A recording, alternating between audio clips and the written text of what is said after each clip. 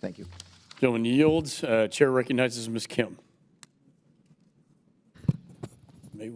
Thank you, Chairman. This hearing is about crisis we're seeing at the border. So I want to talk about the crisis I deal with as I represent a district in Southern California that is so close to the southern border and is reeling from the effect that fentanyl is having on my community. The fentanyl crisis is taking over my state, and especially in Southern California that is so close to the Orange County, Riverside County, Imperial County that I represent. So I just want you to take this into consideration. 1 in 5 youth deaths is related to fentanyl. And the fiscal year 2022, nearly 2/3 of fentanyl that came across the southern border came through the ports of San Diego, Imperial counties. Fentanyl and other synthetic opioids are flooding through our southern border and have killed more than 100,000 Americans per year since 2021. So I want to talk about Chairman Xi Jinping's recent visit to my state in San Francisco, and they talked about fentanyl precursor, and they talked about maybe forming or establishing some sort of a working group, but as we know, the devil is in the details.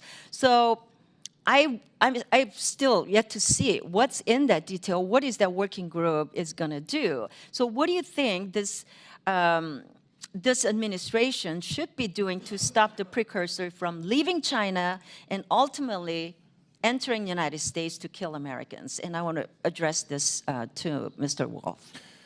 Look, I think the current discussions between President Biden and President Xi, I think it's a good first step. I think what you said is important, which is the devil's in the details. Whether China lives up to their promises that they made there, I have my suspicions highly doubtful.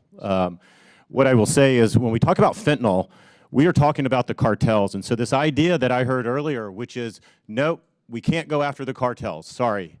That just because it's going to continue the status quo. Look, we can either continue to admire this problem, we're going to continue to see 100,000 American deaths every single year, or we can get serious about it and address the underlying issue of the cartels. 2, ports of entry, I think it's very important. You need more technology there.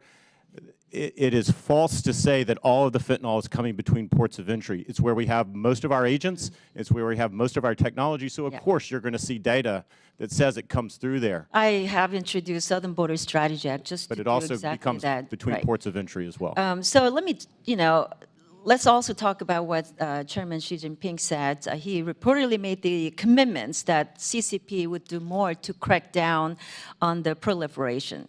But if you recall, in 2019, he made those same commitments when he banned the production, sale, and export of fentanyl precursors from China to Mexico. But then he abandoned his commitment when the former speaker made her trip to Taiwan. I just want you to know that he's using my constituents as bargaining chips in the broader geopolitical competition. We just cannot tolerate that behavior. So knowing what we know today, it is clear that we should not have trusted Chairman Xi's commitment on fentanyl precursors back in 2019. And so do we have any reason to believe that he's going to keep his word today? I don't believe so, and I think it's important to remember over the last 3 to 4 years, Mexico has developed the capacity to produce fentanyl on their own. And the cartels, it's a highly lucrative business, and they have invested a lot of money, time, and attention into this. So I think there's still work that China can do, but simply stopping the precursors from China is not going to eliminate the fentanyl coming into the United States. Can you explain how the current administration's bilateral relationship with Mexico is failing to combat fentanyl? Well, I think it's failing on a number of instances. Again, all of this, whether we talk about fentanyl, whether we talk about human trafficking, the illegal smuggling, it all stems from the cartels. And there's not enough being done by the government of Mexico when it comes to the cartels or to stop the illegal flow. I talked about it in my opening statement.